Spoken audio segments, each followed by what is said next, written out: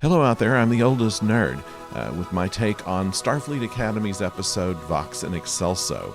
I find the story compelling, but to adequately review it, there will be spoilers. So, if you haven't watched the episode, do so now, and then come back here if you care what I have to say about it. Okay, the title translates to voice in the highest or speaking in the best way. It applies to the debate team that the holographic doctor is organizing, and also refers to the freedom to express oneself. That's the essence of this story. Not only does Jay Den need to overcome some stage fright that he has in the early auditions for all of this, but also everyone needs to be free to be who they are. And that's kind of what this is all about. Now, we haven't seen Klingons in the 32nd century, and we now have the reason that we haven't seen them, and it all has to do, like everything else, with the burn. The burn did affect the Klingons, just like everyone else, but it destroyed their entire empire, as well as killing millions of them. It's established here that only 8 houses have survived, and unlike other races, they've refused any help from any outsiders, especially the Federation.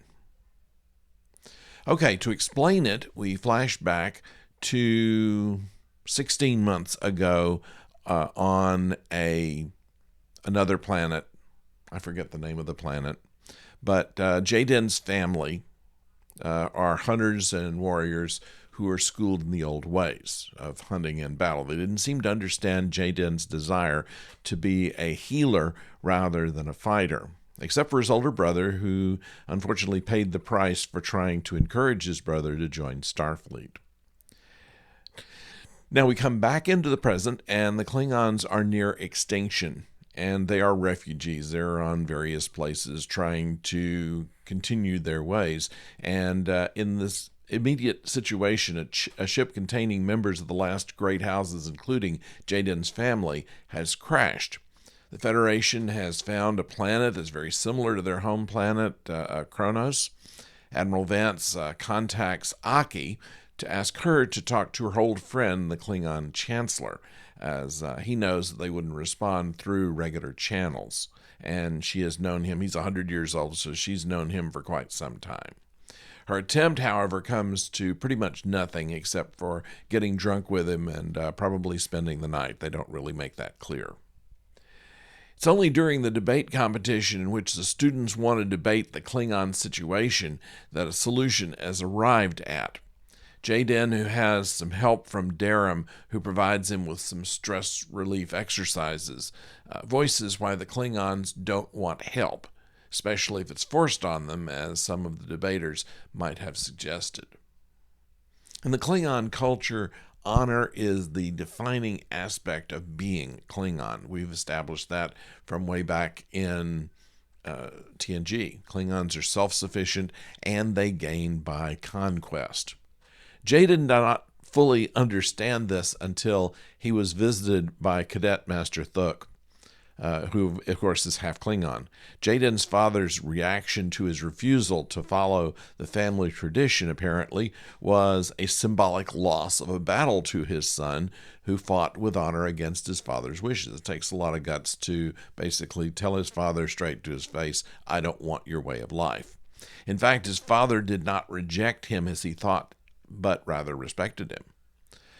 That conquest could be expressed in different ways is interesting in this episode. It leads Jaden to put forth in the debate that Klingons should be respected in their own traditions, rather than being made to abandon their culture for the sake of the Federation's largesse. Now, this applies to his relationship with his family, as well as Klingon's relationship with the Federation and other outsiders. That's when Aki sees the light, and with Admiral Vance, they lead an armada to the new planet, declaring Federation ownership, and everybody else just keep away. And, of course, that causes the Klingon fleet, a larger one, to challenge the Federation's ownership, and they go into battle. After a brief battle, both sides basically pull their punches. Vance surrenders. The Klingons take the planet with honor. There's no doubt that the Klingon Chancellor knew what Aki was doing, and played along. In fact, ritual battle has been something that has been established with the Klingons since TNG. Lesson learned. You have to convince people on their terms, not yours. That requires respect for other people's ideas, for their cultures, and for the way they live. The Doctor quoted a 24th century judge and at the beginning of the episode, and that was also quoted by Picard in The Next Generation's The Drumhead. And it goes like this. With the first link, the chain is forged, the first speech censored, the first thought forbidden, the first freedom denied, chains us all irrevocably. Now, it's more than an Easter egg. It kind of sums up the entire show, doesn't it?